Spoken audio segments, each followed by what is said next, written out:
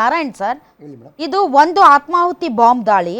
ಇನ್ನೊಂದು ಮಾಡೆಲ್ ಈ ಗುಜರಾತ್ ನಲ್ಲಿ ಏನು ಒಬ್ಬ ಉಗ್ರನನ್ನ ಸೆರೆ ಹಿಡಿದಿದ್ದಾರೆ ಮತ್ತು ಈಗ MBBS ಡಾಕ್ಟರ್ಸ್ಗಳನ್ನ ಏನು ಸೆರೆ ಹಿಡಿದಿದ್ದಾರೆ, ಇವರೆಲ್ಲರೂ ಕೂಡ ಒಂದು ರೀತಿಯಾದಂತಹ ಬಯೋಕೆಮಿಕಲ್ ಮಾಡೆಲ್ ಅದು ಎಲ್ಲಿ ಯಾವಾಗ ಹೇಗ್ ಬೇಕಾದ್ರೂ ಆಗ್ಬೋದು ಸರ್. ಆ ಆತಂಕ ನಮ್ಮ ತಲೆ ಮೇಲಿದೆ. ಆ ಕರಿನೆರಳು ಇನ್ನೂ ಹೊರಗಡೆ ಹೋಗಿಲ್ಲ. ಸೊ ಇವತ್ತು ದೆಹಲಿಯಂತಹ ದೇಶದ ರಾಜಧಾನಿ ಹೈಯೆಸ್ಟ್ ಸೆಕ್ಯೂರಿಟಿ ಝೋನ್ ಇರುವಂತಹ ಪ್ರದೇಶದಲ್ಲಿ ಸ್ಫೋಟಕಗಳನ್ನು ಹೊತ್ತು ಒಬ್ಬೊಬ್ಬ ಬೆಳಗ್ಗೆ 8ಕ್ಕೆ ದೆಹಲಿ ಎಂಟ್ರಿ ಆಗಿ ಇಡೀ ದೆಹಲಿ ಎಲ್ಲ ಚಕ್ಕರ್ ಹೊಡೆದು 3 ಗಂಟೆ ಪಾರ್ಕಿಂಗ್ ಅಲ್ಲಿ ಇದ್ದು ಆಮೇಲೆ 6 ಗಂಟೆ 7 ಗಂಟೆ ಸುಮಾರಿಗೆ ಬ್ಲಾಸ್ಟ್ ಆಗುತ್ತೆ ಅಂತಂದ್ರೆ ಸರ್, ಸೊ ಈ ತರ ಎಷ್ಟು ಜನ ಇದ್ದಾರೆ, ಎಲ್ಲೆಲ್ಲಿದ್ದಾರೆ, ಏನೇನ್ ಮಾಡ್ತಾ ಇದ್ದಾರೆ? ಅದೇ ಇವಾಗ ಭಯೋತ್ಪಾದಕೆ ಅನ್ನೋದು ಹೊರಗಡೆ ತಪ್ಪೈತಿ, ಈಗ ಒಳಗಡೆ ಸ್ಟಾರ್ಟ್ ಮಾಡಿದ್ದಾರೆ. ಇದು ಮೊದಲೇ ಅನುಭವ ಬರ್ತಾ ಇದೆ ನಮಗೆ, ಈಗ ಸ್ಟಾರ್ಟ್ ಆಗಿರೋದು. ಇನ್ನು ಮುಂದೆ ಇದೇ ಥರ ನಾವು ಅವ್ರು ಬಿಟ್ಟರೆ ಇಡೀ ಇಂಡಿಯಾನೇ ಏನು ಅವರು ಟೆರರಿಸಮ್ ಒಳಗಡೆ ಇದ್ದಾರೆ, ಇಲ್ಲೇ ನಮ್ಮನ್ನು ಧ್ವಂಸ ಮಾಡಿಬಿಡ್ತಾರೆ. ಅವರ ಸೇಡನ್ನು ತೀರಿಸ್ಕೋತಾರೆ. ಅವರು ಡೈರೆಕ್ಟ್ ಯುದ್ಧ ಮಾಡೋಕ್ಕಾಗದೇ ಇರೋ ಸೇಡನ್ನು ಈ ಮುಖಾಂತರ ತೀರಿಸ್ಕೊಳ್ಳೋಕ್ಕೆ ನೈಟ್ರೇಟ್ ಬಗ್ಗೆ ಸಿಕ್ಕಾಪಟ್ಟೆ ಚರ್ಚೆ ಆಗ್ತಾ ಇದೆ. ಸೊ ಈ ಅಮೋನಿಯಂ ನೈಟ್ರೇಟ್ ಅನ್ನ ಭಾರಿ ಪ್ರಮಾಣದಲ್ಲಿ ವಶಪಡಿಸಿಕೊಳ್ಳಲಾಯಿತು ಫರೀದಾಬಾದ್. 3,000 ಕೆಜಿ. 3,000 ಕೆಜಿ ತುಂಬಾ ಈಸಿ ಆಕ್ಸೆಸಿಬಲ್ ಅದು? ಇಲ್ಲ ಮೇಡಮ್, ಅಷ್ಟೊಂದು ಸ್ಟಾಕ್ ಮಾಡೋಕ್ಕೆ ಈ ಸೆಕ್ಯೂರಿಟಿ ಲ್ಯಾಬ್ಸ್ ಇಷ್ಟೊಂದು 1 kg ಎಲ್ಲರೂ ಡಿಫ್ರೆಂಟ್ ಆಗಿ ಬಂದ್ರೂ ಕೂಡ ಅದು ಗೊತ್ತಾಗ್ಬಿಡುತ್ತೆ ಇಂಟೆಲಿಜೆನ್ಸ್ಗೆ. ಇದಕ್ಕೆ 3,000 kg ಎಲ್ಲಿಂದ ಬಂತು? ಪಾಕಿಸ್ತಾನದಿಂದ ಕಳಿಸಿದ್ರ, ಇಂಡಿಯಾದಲ್ಲೇ ಎಲ್ಲರೂ ಪರ್ಚೇಸ್ ಮಾಡ್ಕೊಂಡು ಸ್ಟಾಕ್ ಮಾಡಿ ಇಟ್ಕೊಂಡಿದ್ರ ಅನ್ನೋದನ್ನ ತನಿಖೆ ಮಾಡಬೇಕು. ಅದನ್ನ ಸರಿ, ಇದು ಅಮೋನಿಯಂ ನೈಟ್ರೇಟ್ ರಸಗೊಬ್ಬರಗಳಲ್ಲಿ ಬಳಕೆ ಮಾಡ್ತಾರೆ ಅಂತ ಹೇಳ್ತಾ ಇದ್ದಾರೆ. ಹೀಗಾಗಿ ಮಾರ್ಕೆಟ್ ಅಲ್ಲಿ ಈಸಿಯಾಗಿ ಖರೀದಿಸಬಹುದು ಅಂತ ಹೇಳ್ತಾರಲ್ಲ ಸರ್ ಅಮೋನಿಯಂ ನೈಟ್ರೇಟ್? ಹೌದು, ಅದು ಬೇರೆ ಬೇರೆ ಪರ್ಪಸ್ಗೋಸ್ಕರ ಖರೀದಿ ಮಾಡ್ಕೊಂಡು ಈಗ ಬಾಂಬ್ಗೆ AED ಬಾಂಬ್ ಅಂತ ತಯಾರು ಮಾಡ್ತಾರೆ.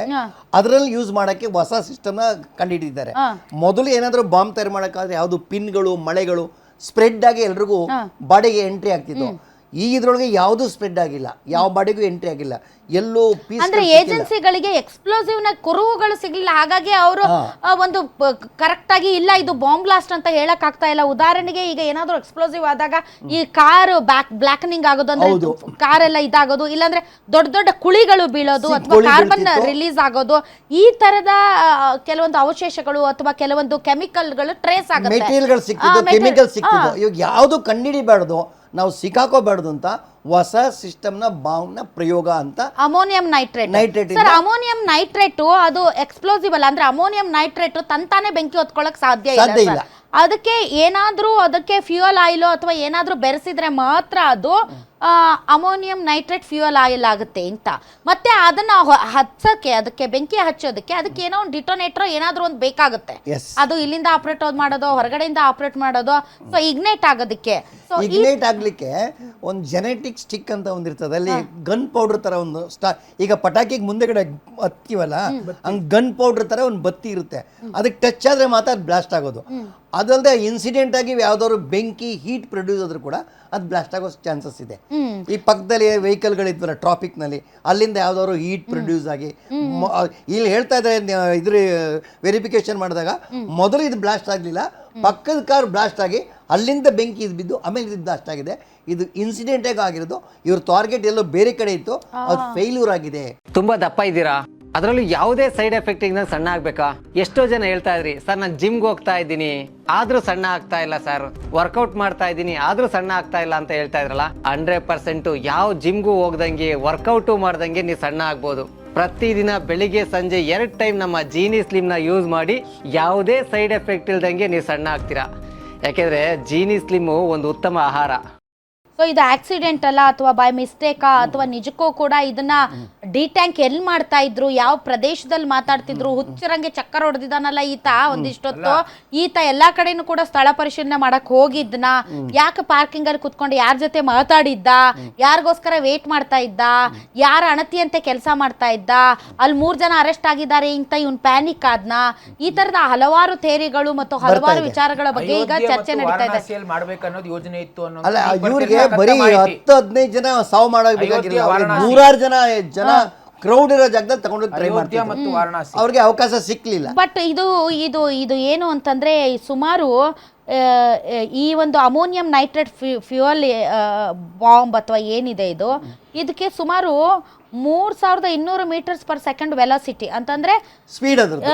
ಇದು ಸೊ ಈಗ ನಡೆದಿರುವಂತ ಬಾಂಬ್ ಬ್ಲಾಸ್ಟ್ ಸುಮಾರು 2-3 ಕಿಲೋಮೀಟರ್ ದೂರಕ್ಕೆ, ಬಾಂಬ್ ಬ್ಲಾಸ್ಟ್ ಅಲ್ಲ ಬ್ಲಾಸ್ಟ್ 2-3 ಕಿಲೋಮೀಟರ್ ದೂರದಷ್ಟು ಕೇಳಿಸಿದೆ ಅಂತೆ. ಸುತ್ತಮುತ್ತ ಇರುವಂತಹ ಏನು ಗಾಜುಗಳೆಲ್ಲ ಪುಡಿ ಪುಡಿ ಆಗಿವೆ ಅಂತೆ, ಶೇಕ್ ಆಗಿದೆ, ವೈಬ್ರೇಟ್ ಆಗಿದೆ. ಅಂದ್ರೆ ಇದು CNG ಗ್ಯಾಸ್ ಸಿಲಿಂಡರ್ ಸ್ಫೋಟ ಅಲ್ಲ ಅಂತಾನು ಕೂಡ ಹೇಳ್ತಾ ಇದ್ದಾರೆ.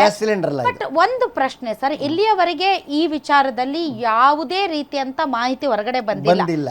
ಎಲ್ಲಿಯವರೆಗೆ ಆಕ್ಯುರೇಟ್ ಮಾಹಿತಿ ಬರಲ್ವೋ ಅಲ್ಲಿಯವರೆಗೆ ಬಹಳಷ್ಟು ತೇರಿಸು, ಬಹಳಷ್ಟು ಅನುಮಾನಗಳು, ಬಹಳಷ್ಟು ಬೇಕಾದಂತಹ ಕಟ್ಟುಕತೆಗಳೆಲ್ಲ ಹೊರಗಡೆ ಬರೋದಕ್ಕೆ ಶುರು ಆಗುತ್ತೆ. ಸೊ ಬಹಳ ಟೈಮ್ ನಮಗಂಗ ಅನ್ಸುತ್ತೆ. ಬಟ್ ಏಜೆನ್ಸಿಗಳು ತಮ್ಮದೇ ಆದಂತ ರೀತಿಯಲ್ಲಿ ಅವ್ರು ಇನ್ವೆಸ್ಟಿಗೇಟ್ ಮಾಡ್ತಾರೆ. ಆಮೇಲೆ ಬಿಹಾರ ಎಲೆಕ್ಷನ್ಗೆ ಇದನ್ನ ಲಿಂಕ್ ಮಾಡಬಹುದಾಗಿತ್ತು ಅನ್ನೋದಾದ್ರೆ ಸಾರಾಸಗಟ ಇದು ಬಾಂಬ್ ಬ್ಲಾಸ್ಟ್ ಅಂತ ಹೇಳ್ಬಿಡ್ಬೋದಾಗಿತ್ತು. ಬಟ್ ಭಾರತ ಸರ್ಕಾರ ತುಂಬಾ ಜವಾಬ್ದಾರಿಯಿಂದ ವರ್ತಿಸ್ತು. ಮತದಾನ ಆಗೋವರೆಗೂ, ಮತದಾನ ಆದ್ಮೇಲೂ ಕೂಡ ಯಾವುದೇ ಒಂದು ಅರ್ಜೆನ್ಸಿಯನ್ನ ತೋರಿಸದೆ, ಇದರಿಂದ ಪೊಲಿಟಿಕಲ್ ಆ ಮೈಲೇಜ್ ಈ ಮೈಲೇಜ್ ಅದ್ರ ಬಗ್ಗೆ ಯಾವುದೇ ಯೋಚನೆ ಮಾಡದೆ ತುಂಬಾ ಜವಾಬ್ದಾರಿಯುತವಾಗಿ ನಡ್ಕೊಂಡಿದೆ. ಅದಕ್ಕೋಸ್ಕರ ನಾವು ಭಾರತ ಸರ್ಕಾರಕ್ಕೆ ನಿಜಕ್ಕೂ ಕೂಡ ಅಪ್ರಿಶಿಯೇಟ್ ಮಾಡಬೇಕು. ಹೌದು, ಈಗ ಎಲೆಕ್ಷನ್ ಲಿಂಕ್ ಕೊಡೋದು ಸಾಮಾನ್ಯ. ಇದು ಇನ್ಸಿಡೆಂಟ್ಗೆ ಟೈಮ್ ಇಲ್ಲ. ಯಾವ ಬೇಕಾದ್ರೂ ಇನ್ಸಿಡೆಂಟ್ ಆಗಬೇಕು, ಅದೇ ಆಕ್ಸಿಡೆಂಟ್ ಅಂತ ಹೇಳೋದು. ಟೈಮ್ ಇದು ಯಾವಾಗ ಆಗುತ್ತೆ ಅಂತ ಹೇಳೋಕ್ಕಾಗಲ್ಲ. Election before after any time ಆಗ್ಬೋದು. ಈಗ ಈ ಟೈಮ್ ಆಗಿರೋದ್ರಿಂದ ಪೊಲಿಟಿಕಲ್ ಇವರು ಅವ್ರ ಮೇಲೆ ಇವರು ಇದು ಮಾಡ್ಕೊಂಡು ಮಾಡ್ತಿದ್ದಾರೆ. ಬಟ್ ಪಾಕಿಸ್ತಾನದವ್ರು ಹೆಂಗ್ ನಗತಿರ್ತಾರೆ ಸರ್ ಅಲ್ಲಿರೋ. ಖಂಡಿತ ನೋಡ, ಅವ್ರನ್ನೇ ತಯಾರು ಮಾಡಿ ಅವ್ರ ಕೈಯಲ್ಲಿ ಹಾಕ್ಸಿದ್ವಿ. ನೋಡಿ ಈಗ ಹಿಂದೂ ಮುಸ್ಲಿಂ ಶುರುವಾಗುತ್ತೆ ನೋಡು. ಬಿಜೆಪಿ ಕಾಂಗ್ರೆಸ್ ಕಿತ್ತಾಟ ಅಂತ ಇಲ್ಲಿ ಕಿತ್ತಾಡೋದನ್ನ ನೋಡಿ ಅವ್ರು ಎಲ್ಲಿಂದ ನಗತಿರ್ತಾರ ಶಾಂತಿ ಸಿಗುತ್ತೆ, ಸ್ವರ್ಗಕ್ಕೆ ಸೇರ್ಬಿಡ್ತಾರೆ ಬೇಗ. ಅಲ್ಲ, ನಗತಿರ್ತಾರೆ. ನಮ್ಮಲ್ಲಿ ರಾಜಕೀಯ ನೋಡಿ, ನಮ್ಮಲ್ಲಿ ಒಬ್ರಿಗೊಬ್ರು ಬೈಕೊಳ್ಳೋದ್ ನೋಡಿ, ನಮ್ಮಲ್ಲಿ ಧರ್ಮ ಆಧಾರದ ಮೇಲೆ ಒಂದು ಧರ್ಮ ಇನ್ನೊಂದು ಧರ್ಮದ ಮೇಲೆ ಇನ್ನೊಂದು ಧರ್ಮ ಮತ್ತೆ ಇದೆಲ್ಲ ನೋಡಿ ಅವ್ರಿಗೆ ಬೇಕಾಗಿರೋದೇನು ವಿಕೃತ ಆನಂದ. ಇವ್ರು ಕಚ್ಚಾಡ್ತಾರೆ, ಹಿಂದೂ ಮುಸ್ಲಿಂ ಹೊಡೆದಾಡಿ ಸಾಯ್ತಾರೆ, ಇವರು ಮೂರ್ಖರು ಇವರು ಆಗ್ಲಿ ಅಂತಾನೆ ಮಾಡಿರ್ತಾರೆ, ನಗತಿರ್ತಾರೆ ಕುಂತು. ಪ್ರೂವ್ ಸಿಕ್ಕಲ್ಲ. ನಾವು ಪಾಕಿಸ್ತಾನದಿಂದ ಟೆರರಿಸ್ಟ್ ಕಳ್ಸ ಪ್ರೂವ್ ಇಲ್ಲ. ನಮ್ ಕೈಲೇ ಮಾಡಿಸ್ತಾ ಇದಾರೆ, ನಮ್ ದೇಶನೇ ಹಾಳು ಮಾಡ್ತಿದ್ದಾರೆ. ಅಲ್ಲೂ ಒಂದ್ ಬ್ಲಾಸ್ಟ್ ಆಗಿದಾವಂತೆ, ಅದಕ್ಕೆ ಇಂಡಿಯಾ ಕಾರಣ ಅಂತಿದ್ವಂತೆ. ಅವು ಒಂಥರ ಭಿಕ್ಷುಕರು, ಅವರು ಏನ್ ಬೇಕಾದ್ರೂ ಮಾಡ್ಕೊತಿರ್ತಾರೆ. ಆಕ್ಚುಲಿ ಪಾಕಿಸ್ತಾನದವರು ಈ ನಮ್ಮ ಮೇಲೆ ಏನಕ್ಕೆ ದಿವಸ ಮಾಡ್ತಾರೆ ಗೊತ್ತಾಗ್ತಿಲ್ಲ. ಭಾರತ ಮೇಲೆ ದಿವಸ ಮಾಡೋದು ಏನ್ ಮಾಡಿದ್ವಿ ನಾವು? ಅವ್ರ ಎದೆ ಮೇಲೆ ಕಾಲಿಟ್ಟಿದೀವಲ್ಲ ಸರ್, ಅದಕ್ಕೆ ಅವ್ರಿಗೆ ದ್ವೇಷ. ಅವ್ರು ನಮ್ ತರ ಇಡೀ ಪ್ರಪಂಚ ಎಲ್ಲ ಧೈರ್ಯ ತೋರಿಸಿರೋದೇ ನಾವು. ಪ್ರೀತಿಯಿಂದ ಬದುಕಿದ್ರೆ, ಧೈರ್ಯ ತೋರಿಸಿರೋದೇ ನಾವು ಅಲ್ವಾ? ಹೊಂದಾಣಿಕೆ ಮಾಡ್ಕೊಂಡು ಬರ್ತಿದ್ರೆ ಪಾಕಿಸ್ತಾನದವ್ರು ಬಂದು ಈ ಹಿಂದೆ ಡೆಲ್ಲಿಯಲ್ಲಿ ಕುಂತಿದ್ರು, ಅಲ್ಲಿ ತ್ರಿವರ್ಣ ಧ್ವಜ ಭಯೋತ್ಪಾದಕರನ್ನ ಪಾರ್ಲಿಮೆಂಟ್ ಕರೆದು ರಾಜಕೀಯ ಬೇರೆ. ಇಲ್ಲಿಯವರೆಗೆ ಆಳಿರುವಂತ ಪ್ರತಿಯೊಂದು ಸರ್ಕಾರ ಅದು ದೇಶ ಅಂತ ಬಂದಾಗ ತಮ್ಮ ಬದ್ಧತೆಯನ್ನ ಪ್ರದರ್ಶಿಸಿವೆ. ಅದು ಯಾವುದೇ ಪಕ್ಷಗಳಾಗಿರ್ಬೋದು, ಯಾವುದೇ ಪಕ್ಷಗಳಾಗಿರ್ಬೋದು, ದೇಶದ ಭದ್ರತೆಯ ವಿಚಾರದಲ್ಲಿ ರಾಜಿ ಮಾಡ್ಕೊಂಡಿಲ್ಲ. ಯಾವುದೇ ಪಕ್ಷ ಆಗಿರ್ಬೋದು, ರಾಜಕೀಯ ಮಾಡಿದಾವೆ. ಇಲ್ಲ ಅಂತ terrorist activity cannot be prevented ಅಂತ ರಾಹುಲ್ ಗಾಂಧಿ ಅವರು ಹೇಳಿದ್ದಾರೆ 2009ರಲ್ಲಿ. ಇದನ್ನೇನಂತೀರಾ? ಮತ್ತೆ ನೀವು ಪ್ರಿವೆಂಟ್ ಮಾಡಿದ್ದೀರಾ? ನೀವು ಮಾಡಿದ್ದೀರಾ? ಪ್ರಿವೆಂಟ್ ಮಾಡುವಂತ ಕೆಲಸ ಸಮರ್ಥವಾಗಿ ಮಾಡ್ತಿದೀವಲ್ವಾ? ಮಾಡಿದ್ದೀರಾ? ಜನಸಾಮಾನ್ಯರು ಕೇಳಬೇಕಿದ್ರೆ ಯಾರು ಮಾಡಿದ್ದಾರೆ ಯಾರು ಮಾಡಿಲ್ಲ ಅಂತ ಹೇಳಿ. ಜನಸಾಮಾನ್ಯರನ್ನ ಪುಲ್ವಾಮಾದಲ್ಲಿ ಅದೆಲ್ಲಿಂದ ಉತ್ತರ ಕೊಟ್ಟಿದ್ದೀವ್ರಿ. ಪುಲ್ವಾಮಾದಲ್ಲಿ ಆಪರೇಷನ್ ಸಿಂಧೂರನ್ನ ಈಗ ಆಯ್ತು.